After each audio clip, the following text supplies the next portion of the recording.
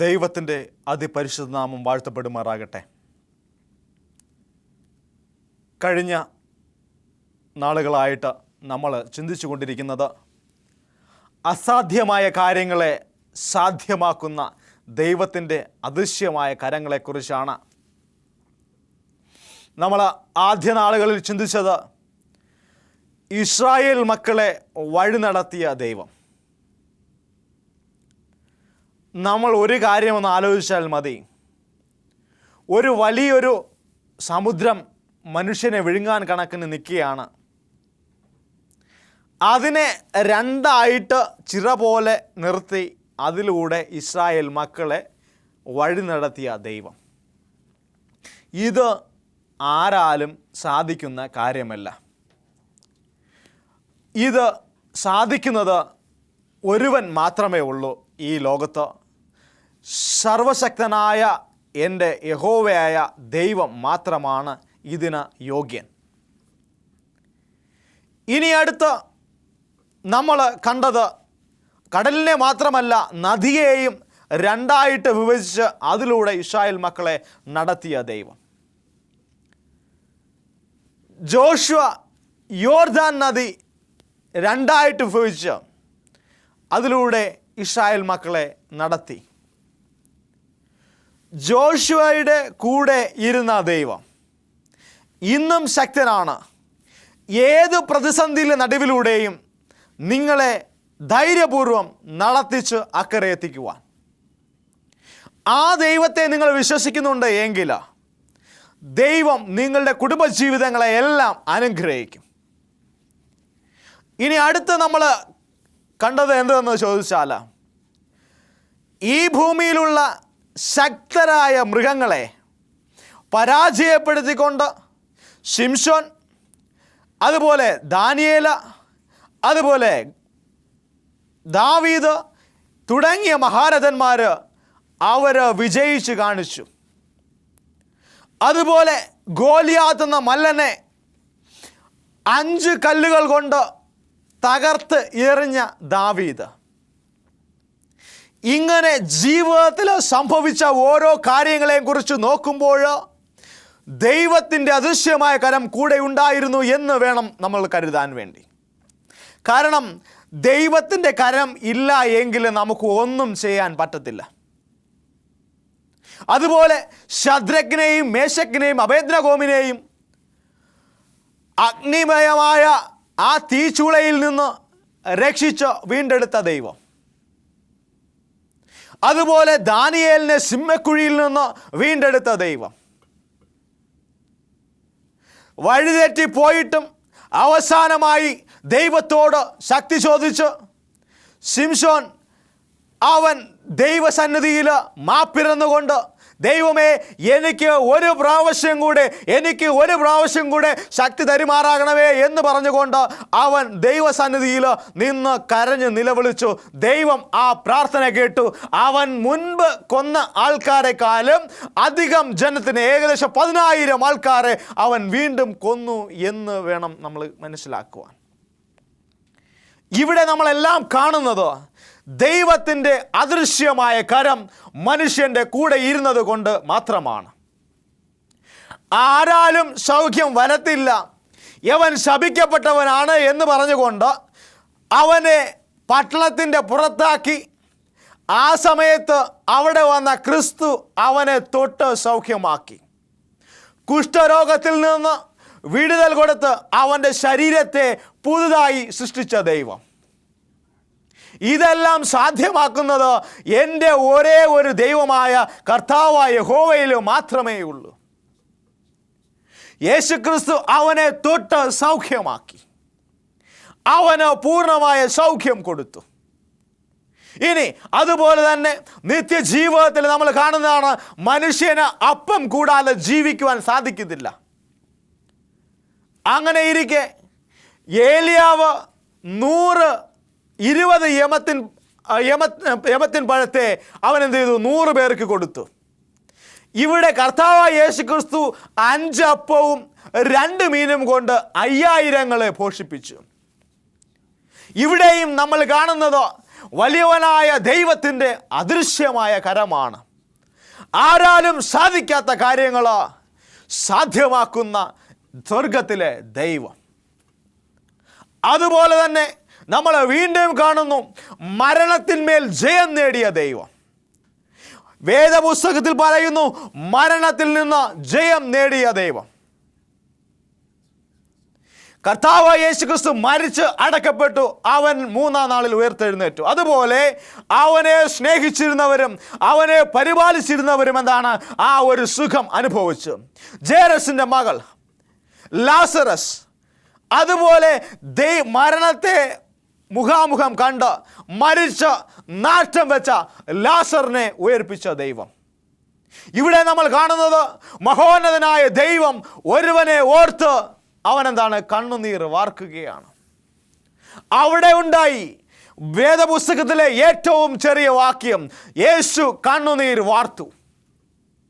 അങ്ങനെ നമ്മൾ കഴിഞ്ഞ ദിവസങ്ങളിൽ എല്ലാം കേട്ട വചനങ്ങളെന്ന് പറഞ്ഞാൽ ഇതൊക്കെ ആയിരുന്നു. ഏലിയാവ് അവൻ ഒരു മകനെ എന്ത് ചെയ്തു? മരണത്തിൽ നിന്ന് ഉയർത്തെഴുന്നേൽപ്പിച്ചു. ശൂനേംകാരത്തിയുടെ മകനെ അവൻ മരണത്തിൽ നിന്ന് ഉയർത്തെഴുന്നേൽപ്പിച്ചു. അങ്ങനെ ദൈവത്തോട് ചേർന്ന് നിന്ന മക്കളെ ഒരു നാളും എന്ത് ചെയ്യത്തില്ല, ദൈവം കൈവിട്ടിട്ടില്ല. എന്നെ കേൾക്കുന്ന ദൈവത്തിൻ്റെ ജനമേ, നിങ്ങൾ ദൈവത്തിൻ്റെ സന്നിധി വിട്ട് മാറിപ്പോയിട്ടുണ്ട് എങ്കിൽ നിങ്ങൾക്ക് സാധ്യമല്ല, അതായത് സ്വർഗത്തിലെ ദൈവത്തിന് സാധ്യമല്ലാത്ത കാര്യം ഞങ്ങളുടെ അവിടുത്തെ ദേവന് സാധ്യമാണ്, അല്ലെങ്കിൽ അവിടുത്തെ പാസ്റ്റർ ചെയ്യും എന്ന് നിങ്ങൾ വിചാരിച്ചിട്ടുണ്ട് എങ്കിലോ മടങ്ങി വരിക. അസാധ്യമായ കാര്യങ്ങളെ സാധ്യമാക്കുന്ന ദൈവത്തെയാണ് നിങ്ങൾ ആരാധിക്കുന്നത്. സ്വർഗത്തിലെ ദൈവം സകലത്തെയും സാധ്യമാക്കുന്നു. എൻ്റെ ദൈവത്താൽ അസാധ്യമായത് ഒന്നും ഇല്ല. അതുകൊണ്ട് ഇന്ന് മുതൽ ഒരു തീരുമാനമെടുക്കുക. ഞാൻ ദൈവത്തെ നോക്കി കഴിഞ്ഞകാല ജീവിതങ്ങൾ എനിക്ക് സംഭവിച്ച കാര്യങ്ങളെക്കുറിച്ച് ഞാൻ ദൈവത്തിന് നന്ദി പറയും. അങ്ങനെ പറഞ്ഞുകൊണ്ട് നിങ്ങൾ ദൈവത്തെ നന്ദിയുള്ള ഹൃദയത്തോടുകൂടി ദൈവത്തെ സ്തുതിക്കണം. കഴിഞ്ഞകാല വർഷങ്ങളിൽ എന്തെല്ലാം സംഭവിച്ചോ അതെല്ലാം ദൈവകൃപയാൽ സംഭവിച്ചു എന്ന് വിചാരിക്കുക. ദൈവത്തിൻ്റെ അദൃശ്യമായ കരങ്ങൾ ഇല്ലായിരുന്നു എങ്കിലോ എന്നേ നമ്മൾ താളടിയായി പോയേനെ. ദൈവത്തിൻ്റെ അദൃശ്യമായ കരം കൂടെ ഇല്ലായിരുന്നു എങ്കിലോ നമ്മൾ എപ്പോഴേ ദൈവത്തിൻ്റെ സന്നിധിയിലേക്ക് ചേർന്നേനെ. അതുകൊണ്ട് ദൈവകൃപയാലാണ് ഇന്ന് നമ്മൾ ഈ ഭൂമിയിൽ ശേഷിച്ചിരിക്കുന്നത്. Look back and thank God. പരാതിയും പിണക്കങ്ങളും എല്ലാം എന്ത് ചെയ്യുക? മാറ്റിവെക്കുക. കഴിഞ്ഞ കാലങ്ങൾ എന്തെല്ലാം സംഭവിച്ചു അതെല്ലാം കഴിഞ്ഞുപോയി. നിങ്ങൾ ആകെ ജീവിക്കുന്നത് ഒരു 50 വർഷമോ 60 വർഷമോ ആണ്. നിങ്ങളുടെ സഹോദരൻ്റെ അടുത്ത് നിങ്ങൾ പിണങ്ങിയിരുന്നാൽ പിന്നെ നിങ്ങൾ ആരെടുത്ത് നിങ്ങൾ മിണ്ടും? ഇങ്ങനെ പിണക്കവും ഇണക്കവുമായിട്ട് കഴിയുന്നതിന് പകരം എപ്പോഴും സന്തോഷമായിട്ട് ആർത്തുല്ലസിച്ചുകൊണ്ട് ജീവിക്കുന്നതാണ് ഏറ്റവും നല്ലത് എന്ന് ഞാൻ പറയുന്നു. അവിടെയും നിങ്ങൾ ആരെ മുൻനിർത്തണം? സന്തോഷിപ്പിൻ എന്ന് ഞാൻ വീണ്ടും പറയുന്നു. കർത്താവിൽ എന്ന് സന്തോഷിപ്പിൻ എന്നാണ് ഫിലിപ്പിയർക്കെഴുതിയ ലേഖനത്തിൽ പറയുന്നത്. സന്തോഷിക്കണം, കർത്താവിൽ സന്തോഷിക്കണം, വേറെ ആരിലുമല്ല. കർത്താവിൻ്റെ വചനത്തെ അറിഞ്ഞ് സന്തോഷിച്ച് ജീവിക്കണം. അങ്ങനെ ജീവിക്കുമ്പോഴോ ദൈവം നിങ്ങളെ അനുഗ്രഹിക്കും. ഇവിടെ നമ്മൾ പലപ്പോഴും കാണുന്നത് പിണക്കവുമായിട്ട് ഇരിക്കുന്ന സഹോദരങ്ങൾ, സഭാവിശ്വാസികൾ, ജനങ്ങൾ, സഭയിലെ പാസ്റ്റർ, അങ്ങനെ പോകുന്ന ഒരു നീണ്ട നിര നമുക്ക് കാണുവാൻ കഴിയും. എപ്പോഴും നമ്മൾ സംസാരിക്കുന്നവരായിരിക്കണം. സഹോദരങ്ങളടുത്ത് പിണങ്ങാതിരിക്കുക. കഴിഞ്ഞകാല സംഭവങ്ങൾ എന്തായിരുന്നാലും അതൊക്കെ കഴിഞ്ഞു പോയി. ഇനിയുള്ള വരുവാനുള്ള നാളിനെ നോക്കി ജീവിക്കുക. Look back and thank God. ഇനി അടുത്ത മുൻപിലേക്ക് നോക്കുക, ദൈവത്തിൽ പ്രത്യാശ വയ്ക്കുക. ഇനി വരുവാനുള്ള നാളുകൾ എങ്ങനെയാണെന്ന് ഒന്ന് നോക്കുക. ദൈവത്തെ മഹത്വപ്പെടുത്തിക്കൊണ്ട് നിങ്ങൾ മുന്നോട്ട് പോകുക. സകലത്തെയും സാധ്യമാക്കുന്ന ഒരു ദൈവം. നിന്റെ മുൻപിൽ പ്രതിസന്ധിയായി നിൽക്കുന്നത് നിന്റെ ജോലി പ്രശ്നമാണ് എങ്കിൽ യഹോവയിൽ ആശ്രയിച്ചു കൊണ്ട് ഇന്ന് പ്രാർത്ഥിച്ചാൽ നിന്റെ ജോലിക്ക് സ്ഥിരത ലഭിക്കും. നിന്റെ മുൻപിൽ നിനക്ക് പ്രതിസന്ധിയായി നിൽക്കുന്നത് നിന്റെ രോഗമാണ് എങ്കിൽ നിന്റെ രോഗത്തെ അർപ്പിച്ചുകൊണ്ട് ദൈവത്തോട് പ്രാർത്ഥിക്കുക. ദൈവം നിനക്ക് സൗഖ്യം തരും. അതുപോലെ നിന്റെ കടബാധ്യതകളാണ് നിനക്ക് പ്രശ്നമായി നിൽക്കുന്നത് എങ്കിൽ നീ അതിനെ ദൈവസന്നിധി സമർപ്പിച്ചുകൊണ്ട് പ്രാർത്ഥിക്കുക. ദൈവം നിനക്ക് പൂർണ്ണമായിട്ടും അതിന് ഒരു ശാശ്വത പരിഹാരം തരും. ഇനി മാനസികമായി നിന്നെ അലട്ടുന്ന നിന്റെ കുടുംബ പ്രശ്നമാണ് നിനക്ക് പ്രശ്നമാണ് എന്ന് വിചാരിക്കുന്നതെങ്കിൽ ദൈവസന്നിധിയിൽ നീ അതിനെ അർപ്പിച്ചുകൊണ്ട് പ്രാർത്ഥിക്കുക. അതിനെ സമർപ്പിച്ചുകൊണ്ട് നീ പ്രാർത്ഥിക്കുമ്പോൾ സ്വർഗ്ഗത്തിലെ ദൈവം അതിന് നിനക്ക് പൂർണ്ണമായ ഉത്തരം തരും.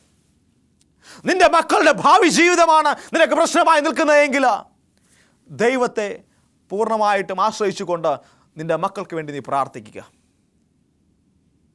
നിന്റെ ഭാര്യയ്ക്ക് വേണ്ടിയാണ് നീ പ്രാർത്ഥിക്കുന്നതെങ്കിൽ അത് നീ പൂർണ്ണമായിട്ടും ദൈവത്തിന് സമർപ്പിച്ചുകൊണ്ട് പ്രാർത്ഥിക്കുക.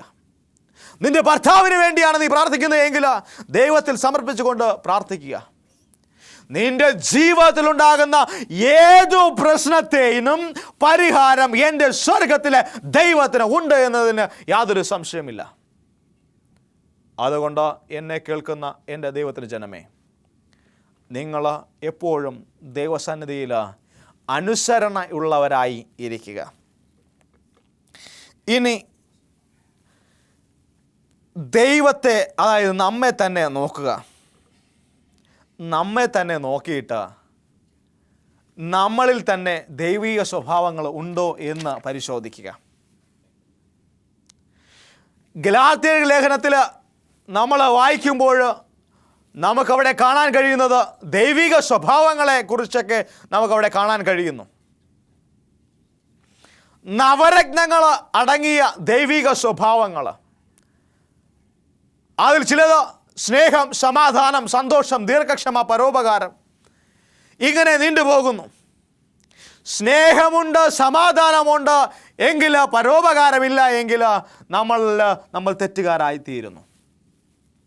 അതുകൊണ്ട് സഹജീവികളെ സ്നേഹിക്കുവാനുള്ളൊരു മനോഭാവം നമ്മളിലുണ്ടാകണം. അങ്ങനെ നിങ്ങൾ ജീവിക്കുകയാണ് എങ്കിൽ നിങ്ങളുടെ ജീവിതത്തിന് ഒരു അർത്ഥം ഉണ്ട്. കഴിഞ്ഞ ആഴ്ചകളിൽ നമ്മൾ കണ്ടുവന്നതുപോലെ പലവിധമായ സാഹചര്യങ്ങളിലും നമ്മളെ വഴി നടത്തുന്ന ഒരു ദൈവത്തെയാണ് നമ്മൾ ആരാധിക്കുന്നത്. നമ്മൾ ഒരു ദിവസം ചിന്തിക്കുകയുണ്ടായി, വെള്ളത്തെ വീഞ്ഞാക്കിയ അതേ ദൈവം വെള്ളത്തെ അഗ്നിമയമാക്കി.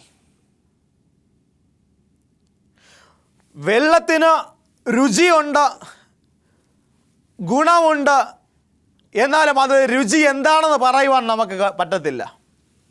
എന്നാൽ അതിനെ രുചിച്ചു നോക്കി നല്ലവണ്ണം രുചിച്ച നല്ല ഒരു വൈനാക്കി, നല്ല ഒരു വീഞ്ഞാക്കി മാറ്റിയ ദൈവം, ആ ദൈവത്തെയാണ് നമ്മൾ ആരാധിക്കുന്നത്. മാറ്റം നീ ആഗ്രഹിക്കുന്നുണ്ട് എങ്കിൽ ദൈവത്തിൻ്റെ സന്നിധിയിലേക്ക് വരിക. മദ്യപാനം നിൻ്റെ ജീവിതത്തിൽ നിന്നെ തകർത്തുകൊണ്ടിരിക്കുകയാണ് എങ്കിൽ ദൈവസന്നിധിയിലേക്ക് വരിക. കുടുംബത്തിൽ സമാധാനമില്ലാതെ നീ പോവുകയാണ് എങ്കിൽ ദൈവസന്നിധിയിലേക്ക് വരിക. ദൈവത്തിൻ്റെ സന്നിധിയിൽ വരുന്ന മക്കളെ ആരെയും ദൈവം ഒരു നാളും കൈവിടത്തില്ല. മാറ്റം അനിവാര്യമുള്ളവർ യഹോവയുടെ സന്നിധിയിൽ വരേണ്ടത് വളരെ അത്യാവശ്യമാണ്. ദൈവമേ, ഞാൻ പാപിയാണ്, അങ്ങയുടെ സന്നിധിയിൽ നിൽക്കാൻ പോലും യോഗ്യതയില്ലാത്തവനാണ്, എൻ്റെ സകല പാപങ്ങളെയും ക്ഷമിക്കുമാറാകണമേ എന്നുള്ള പ്രാർത്ഥനയോടുകൂടി നിങ്ങൾ ദൈവസന്നിധിയിൽ മുന്നോട്ട് വരിക. പ്രാർത്ഥനയ്ക്ക് ഉത്തരം തരുന്നവനായ ദൈവം. പാട്ടുകാരൻ ഇങ്ങനെ പറയുന്നത്, പ്രാർത്ഥനയ്ക്കുത്തരം നൽകുന്നോനേ, നിന്റെ സന്നിധിയിൽ ഞാൻ വരുന്നേ. പ്രാർത്ഥനയ്ക്ക് ഉത്തരം തരുന്ന ദൈവത്തിൻ്റെ സന്നിധിയിൽ നമ്മൾ ചെല്ലുമ്പോൾ ദൈവം സകല പ്രാർത്ഥനകൾക്കും ഉത്തരം തരും.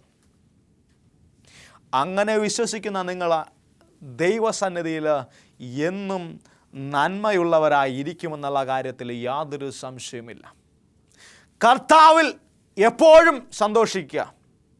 സന്തോഷിപ്പിൻ എന്ന് ഞാൻ വീണ്ടും നിങ്ങളോട് പറയുന്നു. കർത്താവിലാണ് നമ്മൾ എപ്പോഴും സന്തോഷിക്കേണ്ടത്. നമ്മുടെ സന്തോഷം ഈ ലോക സുഖങ്ങളിൽ മുഴുകി നിൽക്കുവാൻ പാടില്ല. ഇന്ന് കേരളം എന്ന് പറയുന്നത് മദ്യപാനത്തിൻ്റെ ലഹരിയിൽ മൂത്ത് നിൽക്കുകയാണ്. യുവജനങ്ങളെ എങ്ങനെ കൺട്രോൾ ചെയ്യണമെന്ന്, എങ്ങനെ നിയന്ത്രിക്കണമെന്ന് അറിഞ്ഞുകൂടാത്ത ഒരു സാഹചര്യത്തിലൂടെയാണ് നമ്മൾ സഞ്ചരിച്ചു കൊണ്ടിരിക്കുന്നത്. മദ്യം അവർക്ക് ഒഴിച്ചുകൂട്ടാൻ പറ്റാത്ത ഒരു നിത്യോപയോഗ സാധനമായിട്ട് മാറിയിരിക്കുകയാണ്. ജോലി ചെയ്ത് വാങ്ങുന്ന കാശിനല്ലേ ഞാൻ കുടിക്കുന്നത്, നിങ്ങൾ കണ്ടുകൊണ്ട് നിൽക്കുന്ന നിങ്ങൾക്ക് എന്ത് എന്ന് ചോദിച്ച സന്ദർഭം വരെ ഉണ്ടായിട്ടുണ്ട്. ഇത് എൻ്റെ കാശ്, ഞാൻ പണി ചെയ്തത് എന്ന് പറഞ്ഞുകൊണ്ട് മദ്യം വാങ്ങിച്ചു കുടിക്കുന്ന ആൾക്കാരും നമ്മുടെ മധ്യയുണ്ട്. നിങ്ങളുടെ മകൻ ഒരു മദ്യപാനിയാണ് എങ്കിൽ, നിങ്ങളുടെ ഭർത്താവ് ഒരു മദ്യപാനിയാണ് എന്നുണ്ടെങ്കിൽ, ദൈവസന്നിധിയിൽ മുട്ടുമടക്കിയിരുന്നു കൊണ്ട് പ്രാർത്ഥിക്കുക. അങ്ങനെ പ്രാർത്ഥിക്കുമ്പോൾ സ്വർഗത്തിലെ ദൈവം സകലത്തെയും നിങ്ങൾക്ക് സാധ്യമാക്കി തരും. സകലത്തെയും സാധ്യമാക്കുന്ന ഒരു ദൈവത്തെയാണ് നമ്മൾ ആരാധിക്കുന്നത്. ദൈവത്തിന് പൂർണ്ണമായിട്ടുള്ള ആ ഒരു പരിഗണന കൊടുത്തുകൊണ്ട് ആരാധിക്കുക. പ്രിയ സഹോദര, നിന്നെ ഓർത്ത് നിൻ്റെ മാതാവ് വിലപിക്കുന്നുണ്ട്. മദ്യപാനം പൂർണ്ണമായിട്ടും നിർത്തി ദൈവസന്നിധിയിലേക്ക് ചേർന്ന് കൊള്ളുക. നിങ്ങളുടെ ജീവിതത്തിലുണ്ടാകുന്ന പ്രശ്നങ്ങൾ എന്തായിരുന്നാലും ശരി തന്നെ, അത് പൂർണ്ണമായിട്ടും യഹോവയിൽ സമർപ്പിക്കുക. കഴിഞ്ഞ ദിവസങ്ങളിൽ നമ്മൾ ചർച്ച ചെയ്തുകൊണ്ട് വന്ന കാര്യങ്ങളും ഇതൊക്കെ ആയിരുന്നു. ദൈവത്താൽ അസാധ്യമായ കാര്യങ്ങൾ ഒന്നും ഇല്ല എന്ന കാര്യത്തെക്കുറിച്ച് നമ്മളെല്ലാം ഏകദേശമുള്ളത് നമ്മൾ കവർ ചെയ്ത് കഴിഞ്ഞു. നിങ്ങൾക്ക് ഒരു സംശയവും ഇല്ല എന്ന് ഞാൻ വിചാരിക്കുകയാണ്. സർവശക്തനായ ദൈവം നമ്മളോട് പറയുന്നു, സിയോൻ മക്കളെ ഘോഷിച്ച് ഉല്ലസിച്ച് നിങ്ങളുടെ ദൈവമായ യഹോവയിൽ എന്ത് ചെയ്യുക? സന്തോഷിക്കുക. നമ്മളുടെ സന്തോഷമാണ് ദൈവം ആഗ്രഹിക്കുന്നത്. ഒരിക്കലും ഞാനും നീയും നശിച്ചു പോകാൻ എൻ്റെ ദൈവം എന്ത് ചെയ്യത്തില്ല? ആഗ്രഹിക്കത്തില്ല. അങ്ങനെയാണ് എങ്കിൽ സ്വന്തം പുത്രനെ ഭൂമിയിൽ അയക്കേണ്ട കാര്യങ്ങളൊന്നുമില്ല. അപ്പോൾ ദൈവത്തെ അനുസരിച്ച് ജീവിക്കുക. കർത്താവിൻ്റെ വരവിൻ്റെ നാളിൽ അവൻ വീണ്ടും വരുന്ന സമയത്ത്, നമ്മളെല്ലാം ചേർക്കാൻ വരുന്ന സമയത്ത്, ഈ ഇരിക്കുന്ന നമ്മളെല്ലാവരും ദൈവത്തെ പരസ്പരം മുഖാമുഖം കാണുവാൻ പോവുകയാണ്. നിങ്ങൾ എന്നെ കാണുന്നുണ്ട് എങ്കിലും എനിക്ക് നിങ്ങളെ കാണുവാൻ കഴിയുന്നില്ല. എന്നാൽ വീണ്ടും വരുന്ന നാളിൽ നമ്മളെല്ലാവരും ഒരുമിച്ച് ദൈവത്തെ കാണുവാൻ പോവുകയാണ്. ആ മഹനീയമായ സന്തോഷം എന്ന് പറയുന്നത് അനുഭവിച്ച് അറിയുവാൻ വേണ്ടി നമ്മളെ ദൈവം ഒരുക്കുവാൻ വേണ്ടി നമുക്ക് പ്രാർത്ഥിക്കാം ദൈവത്തോട്. ഏദൻ തോട്ടത്തിൽ മനുഷ്യൻ ഉരുവായ സമയം മുതൽ അവൻ ജീവിച്ചു കൊണ്ടിരിക്കുന്ന കാലഘട്ടങ്ങളിലെല്ലാം മനുഷ്യൻ്റെ നന്മയാണ് ദൈവം കണ്ടത്. ഒരിക്കലും മനുഷ്യൻ നശിച്ചു പോകാൻ ദൈവം ഇടവരുത്തിയില്ല. ദൈവത്തെ വിട്ട് അകന്നുപോയവരെല്ലാം നശിച്ചു പോയിട്ടുണ്ട്. ദൈവത്തോട് ചേർന്ന് നിൽക്കുന്ന ആരും നശിച്ചു പോകാൻ ദൈവം എന്ത് ചെയ്യത്തില്ല? അനുവദിക്കത്തില്ല. സമാധാനം എവിടെ കിട്ടും, സമാധാനം അവിടെ കിട്ടും, ഇവിടെ കിട്ടും എന്നൊക്കെ പറഞ്ഞു പോകുന്നവർ ഒരു കാര്യം മനസ്സിലാക്കുക, സ്വർഗത്തിലെ ദൈവത്തിന് അല്ലാതെ നിങ്ങളെ വിടുവിക്കുവാൻ വേറെ ആർക്കും കഴിയത്തില്ല. ഈ ലോകം തരുന്ന സമാധാനം എന്ന് പറഞ്ഞാൽ അത് അല്പനേരത്തേക്കുള്ള സമാധാനമാണ്. അത് വേണ്ട എന്ന് വെച്ചുകൊണ്ട് നിത്യമായ സമാധാനം നിനക്ക് ലഭിക്കണമെങ്കിൽ കർത്താവിൻ്റെ സന്നിധിയിൽ തന്നെ ചെല്ലണം. പ്രിയമുള്ളവരെ, ദൈവത്തിൽ സന്തോഷിച്ചുകൊണ്ട് നിങ്ങൾ മുന്നോട്ട് പോവുക. നിങ്ങളുടെ ജീവിതത്തിൽ എന്ത് തന്നെ പ്രതിസന്ധി ഉണ്ടായിരുന്നാലും ശരി തന്നെ, അവൻ എല്ലാത്തിനെയും നിങ്ങളെ മാറ്റിത്തരും. ഇനി നമ്മളുടെ സന്തോഷം ആഗ്രഹിക്കുന്ന ദൈവത്തിന് നമുക്ക് സന്തോഷം കൊടുക്കുവാൻ കഴിയുന്നുണ്ടോ? നമ്മുടെ സന്തോഷമാണ് ദൈവം ആഗ്രഹിക്കുന്നത്. ആ സന്തോഷം തിരിച്ചു കൊടുക്കുവാൻ നമ്മൾക്ക് കഴിയുന്നുണ്ടോ? കഴിയുന്നുണ്ട് എങ്കിൽ ദൈവത്തിന് നന്ദി പറയുക. കഴിയുന്നില്ല എങ്കിൽ ഇന്ന് തൊട്ട് നിങ്ങളുടെ ഹൃദയങ്ങളെ ദൈവത്തിന് കൊടുക്കുക. ഹൃദയങ്ങളെ ശോധന ചെയ്യുന്ന ദൈവം. നിങ്ങളുടെ ഗ്ലാമർ ഒന്നും ദൈവത്തിൻ്റെ സന്നിധിയിൽ എന്താണ്? ഒരു വിഷയമേ അല്ല. നിങ്ങൾ സുന്ദരനാണ്, സുന്ദരിയാണ്, അങ്ങനെയൊന്നും ദൈവം നോക്കത്തില്ല. ദൈവം നോക്കുന്നത് എന്താ? ഹൃദയത്തിലാണ് ദൈവം നോക്കുന്നത്. ദൈവ അനുഗ്രഹമുള്ള ഒരു കുഞ്ഞിന് ഒരു നാളും ഒരു കുറവും സംഭവിക്കത്തില്ല. അതുകൊണ്ട് ദൈവത്തിൽ നിന്ന് വ്യതിചലിക്കാതെ മുന്നോട്ട് പോകുക. അങ്ങനെ ദൈവം നമ്മളെ എല്ലാവരെയും അനുഗ്രഹിക്കും. പ്രിയമുള്ളവരെ, ദൈവസന്നിധിയിലായിരിക്കുമ്പോൾ മനമുരുകി പ്രാർത്ഥിക്കുക. മനമുരുകി പ്രാർത്ഥിക്കുന്ന സമയത്ത് പ്രാർത്ഥന കേൾക്കുന്നൊരു ദൈവത്തെയാണ് നമ്മൾ ആരാധിക്കുന്നത്. എൻ്റെ ദൈവം സകലത്തെയും നിങ്ങൾക്ക് സാധ്യമാക്കി തരും. എൻ്റെ കൂടെ പ്രാർത്ഥനയിലിരിക്കുന്ന എൻ്റെ പ്രിയ ദൈവത്തിൻ്റെ ജനമേ, ഈ വചനങ്ങളെല്ലാം കേട്ട് നിങ്ങൾ അനുസരിക്കുകയാണ് എങ്കിൽ വലിയവനായ ദൈവം നിങ്ങളെ അനുഗ്രഹിക്കും. വലിയവനായ ദൈവം നിങ്ങളുടെ ജീവിതത്തിൽ നിങ്ങളെ അനുഗ്രഹിക്കും. അങ്ങനെ അനുഗ്രഹിക്കുന്നൊരു ദൈവത്തെയാണ് നിങ്ങൾ ആരാധിക്കുന്നത്. എൻ്റെ ദൈവം നിങ്ങൾ ഒരിക്കലും താളടിയായി പോകാൻ ദൈവം അനുവദിക്കത്തില്ല. നിങ്ങൾ നശിച്ചു പോകാൻ എൻ്റെ ദൈവം അനുവദിക്കത്തില്ല. നിങ്ങൾ ഒരിക്കലും ദൈവസന്നിധി വിട്ട് പോകുന്നത് എൻ്റെ ദൈവത്തിന് ഇഷ്ടമില്ല. എൻ്റെ ദൈവം എന്ന് പറയുന്നത് നിങ്ങളുടെ സന്തോഷമാണ് ആഗ്രഹിക്കുന്നത്. നീ കരയുമ്പോൾ സ്വർഗത്തിലെ ദൈവം കരയുന്നു. ഈ കരച്ചിലിന് നമ്മളെപ്പോഴും മറുപടി പറയേണ്ടി വരും. നിങ്ങൾ സ്വർഗത്തിലെ ദൈവം കരയുമ്പോൾ ഇത് സന്തോഷിക്കുന്ന ഒരുവനുണ്ട്.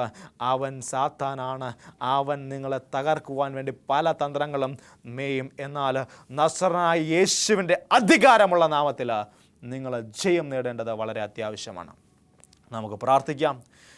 ഇത്രയും ദിവസം ഞങ്ങളെ അളവ് കൂടാതെ സ്നേഹിച്ചാടി എൻ്റെ വാഴ്ത്തപ്പെട്ട നല്ല ദൈവമേ, ഇന്നുവരെയും കാവലായി കൂടെ ഇരുന്ന കർത്താവേ, എല്ലാത്തിനും നന്ദി കർത്താവേ, നന്ദി. ഇനി അങ്ങയുടെ കൃപയും സാന്നിധ്യവും ഞങ്ങളുടെ മേലിരിക്കുമാറാകണമേ പ്രാർത്ഥിക്കുന്നു. വചനം സംസാരിച്ച് കർത്താവെ ഇത് കേട്ടുകൊണ്ടിരുന്ന പ്രിയ മക്കളെ അവിടെ നിന്ന് അനുഗ്രഹിക്കുമാറാകണമേ. കൂടെ ഇരിക്കണം, വഴി നടത്തണം. സകലതും വലിയവനായ യേശു ക്രിസ്തുവിൻ്റെ നാമത്തിൽ ചോദിക്കുന്നു. കൃപ തോന്നി പ്രാർത്ഥന കേൾക്കണം എൻ്റെ പരമപിതാവേ. ആമേൻ.